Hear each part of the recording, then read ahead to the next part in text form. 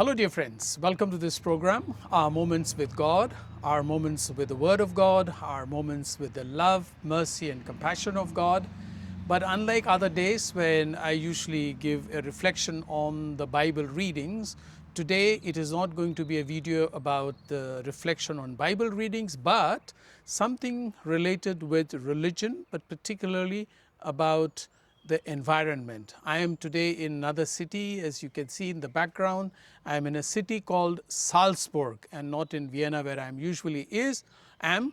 And today I am participating here in a seminar on the role of religion and environment and the dangerous situation that the environment has reached and what role can religion play in that.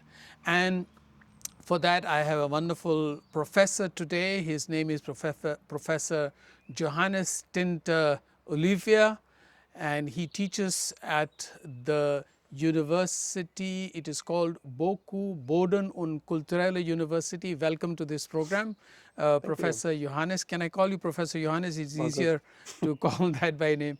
Thank you very much for agreeing to talk to us. So you are actually working as a scientist for future, is that right? Exactly, yes. That's not my working role, but my impression and the impression of many scientists is that it's not enough only to work scientifically on the topic of climate crisis, on the topic of environmental crisis, but we also have somehow the necessity to do something abroad.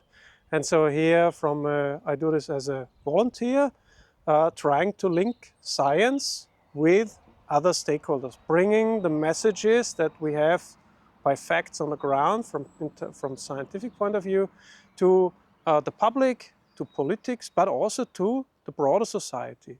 Yeah, but in general, what is your work as such at the university? You are teaching also about environment, related to environment? Yeah, my scientific topic actually is working analytically.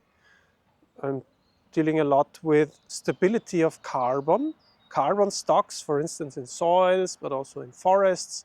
So the topics of sustainable agriculture and forestry, as I'm coming from BOKU, University of Natural Resources and Life Sciences, these are the topics that we are focusing on, and my role is about carbon stability. So today you gave a wonderful lecture on the industry as well as role of religion, though part of religion was a bit short, but you spoke about industry and you also said that you are an advisor to some of the industries in Austria. So what's your experience first of all with these industries? Yeah, since about 3 years, I'm mainly working in sustainability advisory. So we have big clients, lots of them in industry, that try to set climate targets, that try to establish transition plans, how to phase in decarbonization, the phasing out of fossil energy, fossil fuels. And that's a big topic for really many clients. I know in the public perception, we often have the impression that industry or enterprises, they don't want that topic.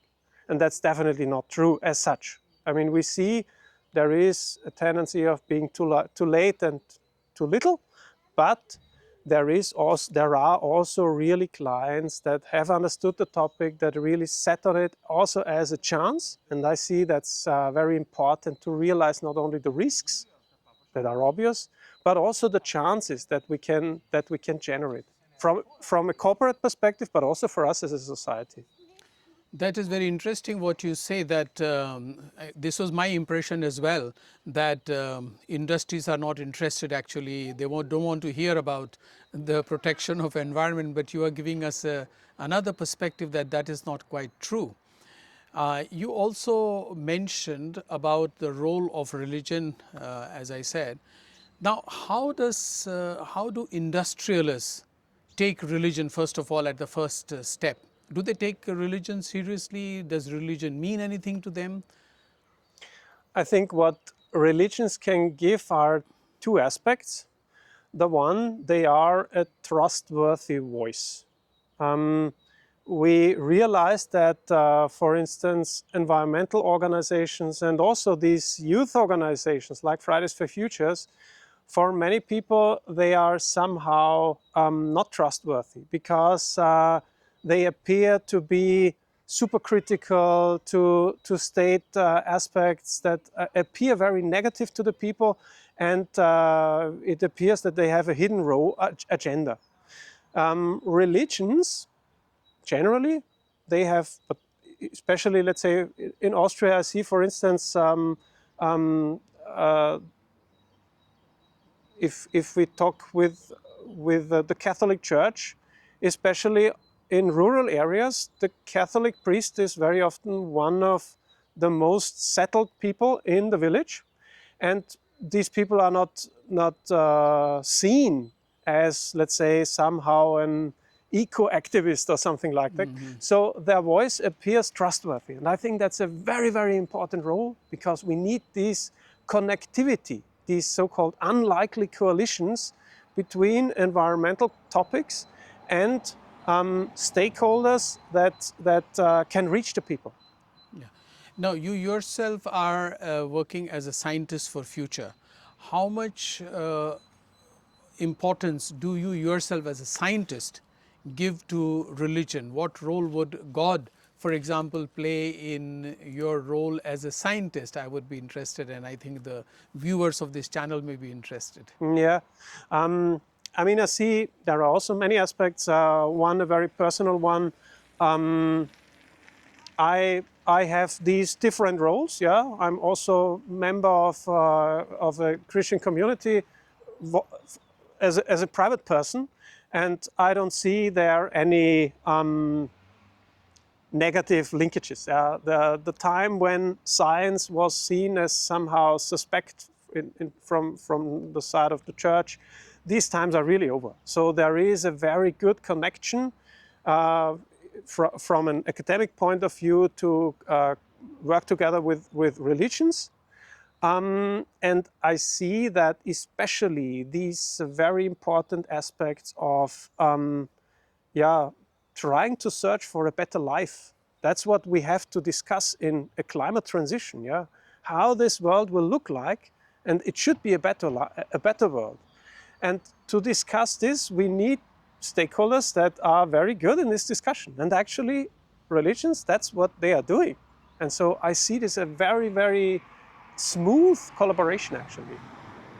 And your own role as scientists for future, what exactly are you proposing, or are you discovering, or what does your research about scientists for future say with regard to environment?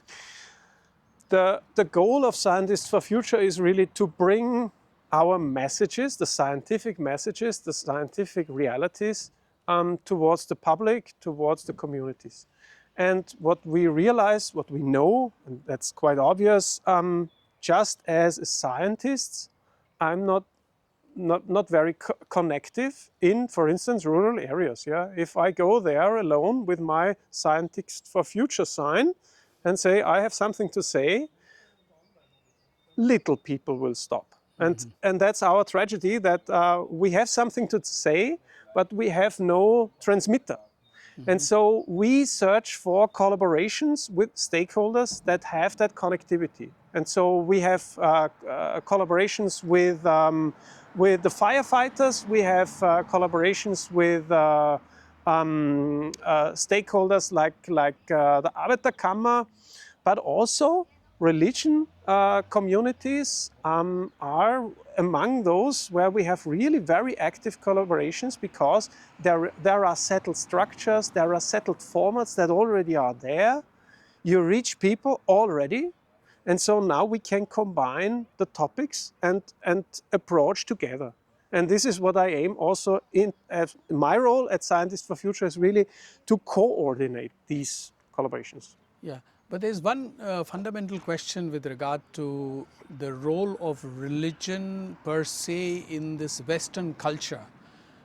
People, as far as my experiences or coming from India, that religion in India or in Asia is taken more seriously.